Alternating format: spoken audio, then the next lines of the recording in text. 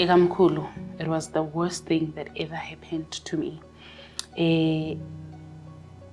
Iye yavuselela the pain I had when I lost my grandmother.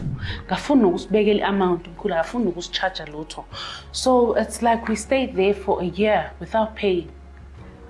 Ubani ongahlala komuntu angamazi usicela ukumitha nje without paying. Lapho umkhulu naye he's a pensioner, akasebenzi. So you can imagine naye umkhulu impilo uyayidinga imali vele. Yabo.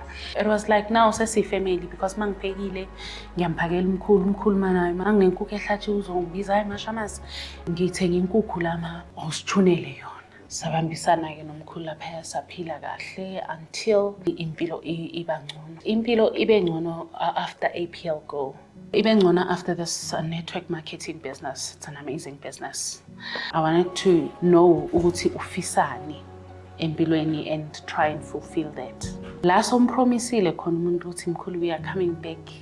Sizokubonga kahle because we owe you. We want to appreciate you. Sikubonisa ukuthi wasisiza kanjani.